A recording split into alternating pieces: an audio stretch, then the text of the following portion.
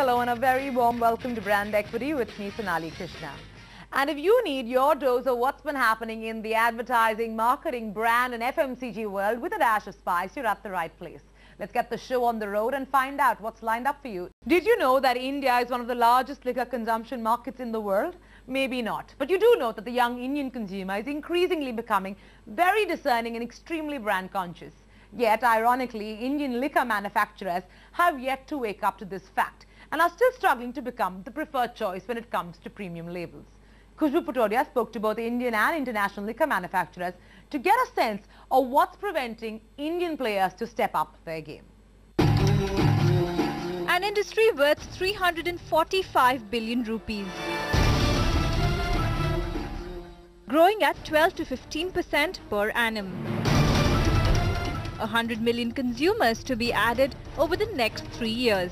India, one of the largest consumption markets. And India's largest liquor player is also the world's largest in volumes. Astonishing, isn't it? Ironically, despite the young and aspirational Indian becoming extremely brand conscious, Indian liquor companies have still not stepped up to create an indigenous brand to lure the discerning Indian consumer. So what's stopping them to take the premium route?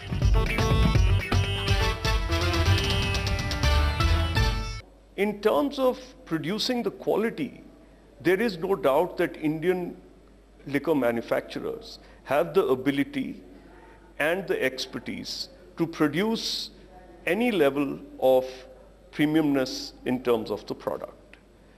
However, we also have to give weightage to the fact that the consumer perceives a foreign product, and I say that foreign in parenthesis, to be more premium than Indian. Do the Indian companies have the wherewithal and the capital support to create a premium portfolio, which requires a fair bit of investing activity too? I think that's the area where Indian companies really fail and falter.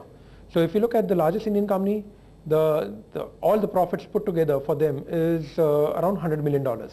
Now, that's a pitiful profit for a company which controls 60% of the Indian liquor market. Yes, global brands like Pernod Ricard and Diageo are giving tough competition to Indian manufacturers when it comes to margin profitability. Currently, the market leader contributes over 70% of its volumes by brands in the regular segment.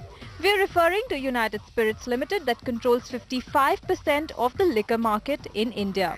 IDFC's recent data shows that Pernod, which is at 1/5 the volumes of USL, still matches USL's profitability and is projected to generate $250 million plus US of profits in the next 4 to 5 years. Diageo, Pernod Ricard, Jim Beam and all the other players have been here, and it's not that they are coming in now.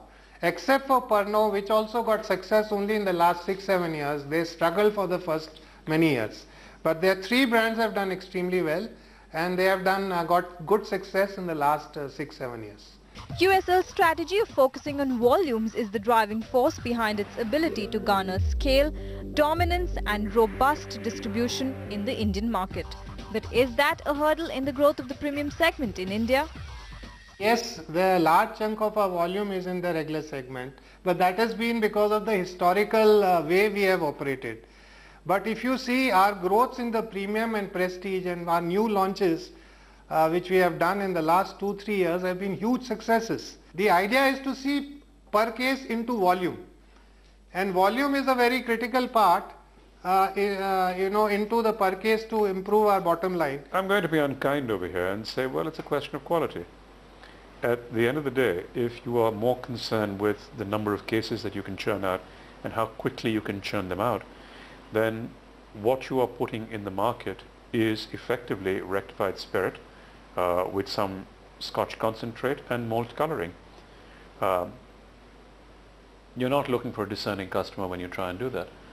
And unless you say that I have to compete with at least with Johnny Red, if not with Johnny Black, if I'm going to make a blended whiskey, I have to compete with a Glenfiddich or a Glenlivet or a Glenmorangie or a Macallan or an Ardbeg or a Lagavulin if I'm going to put out something close to a single malt whiskey.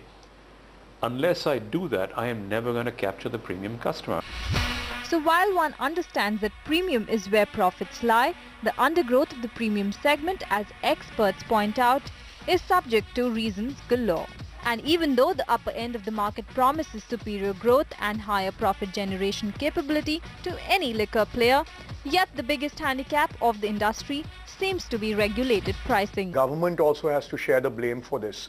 The way our rules are set up, our label registration fees, our excise duties, it really stacks the whole deck against the small quality producer. And it really helps the huge volume, low margin producer. So if you look at that whole excise structure that's going on, it's going to be very difficult for brands to come out and start, making a bespoke, small production liquor or a wine, for example, which you find is the norm in, say, the United States or in Europe. Here, to enter a state, you've got to pay 50 lakhs per brand, for example, as a brand registration fee. And you obviously can't do that with a small production. So I think the ability to reinvest capital is something which is concerning. And, that's the area where, there's been resistance internally for those companies to reinvest that capital and create a brand portfolio which can last longer, which can create a more formidable premium portfolio which can compete with the multinational portfolios. In 60% of the markets, government controls pricing. Lack of pricing power, advertising restrictions and loyalty to international brands poses to be a big entry barrier. Add to that increased aggression from global players, which is only going to intensify in the near future. But USL claims that it is no longer an Indian player, but an international one with the acquisition of White & McKay in 2007. Post this acquisition, USL has been riding on the success of single malt brands like Dalmore and Jura that are doing extremely well for them. In fact, even Pernod's success or the fact that Diageo may be considering ramping up the India operations doesn't seem to bother them.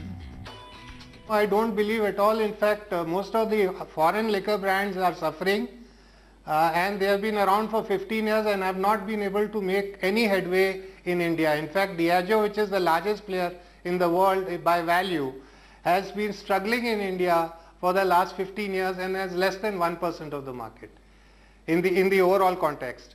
Because the only reason why they have got good brands, but we have much better distribution and far better relationship over in the channels which matter.